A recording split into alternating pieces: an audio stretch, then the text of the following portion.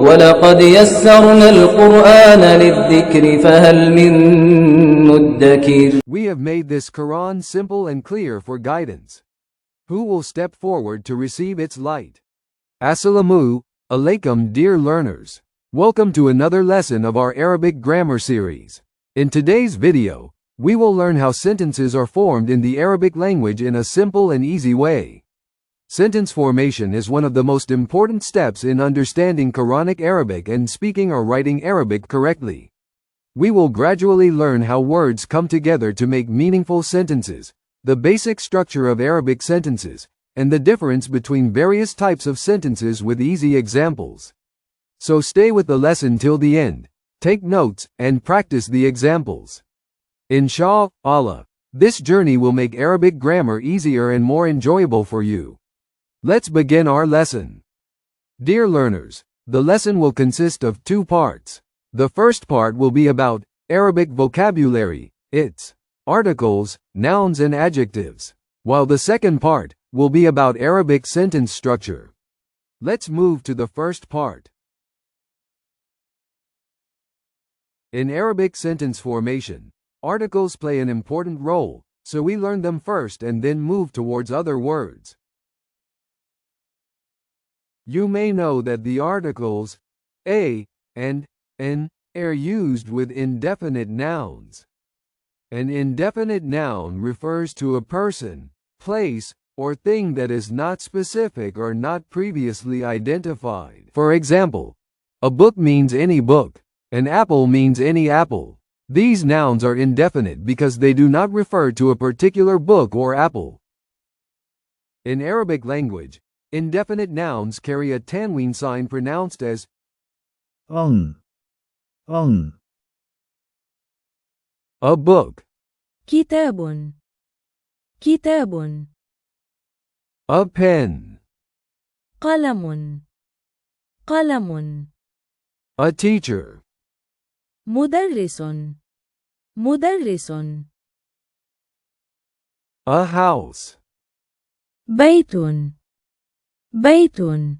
You might know that the is a definite article that is used to indicate a proper or specific noun. In the Arabic language, the substitute of the is al to a word at the starting letter. The door. الباب الباب. The moon. القمر القمر. The knowledge. العلم العلم. Note: unlike English, in Arabic, a noun or adjective is generally considered indefinite in its basic form.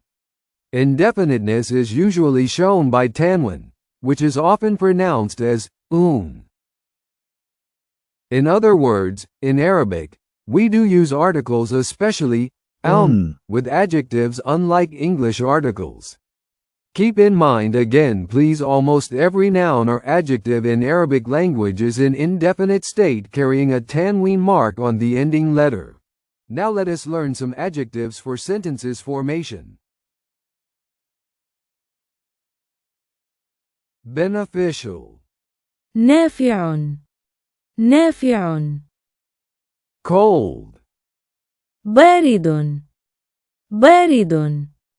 Good or pious. صالح صالح.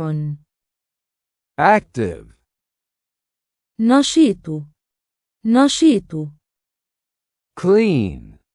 نظيف نظيف. New. جديد جديد. Old. قديم قديم.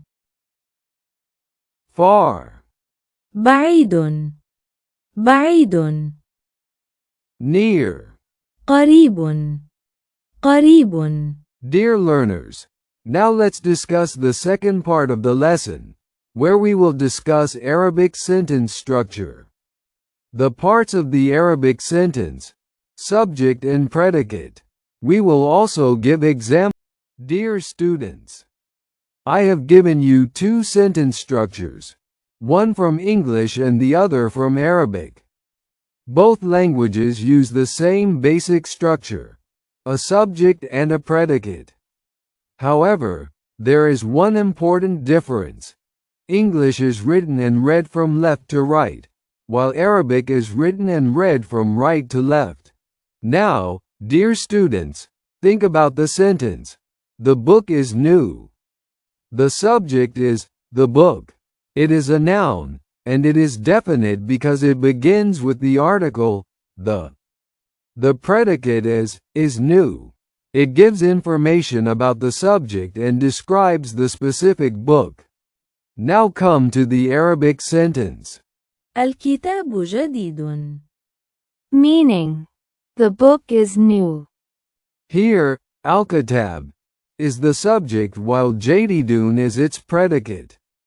The subject is definite because it carries al, while the predicate is indefinite and carries a tanwin sign. This is a distinctive feature of Arabic the sentence.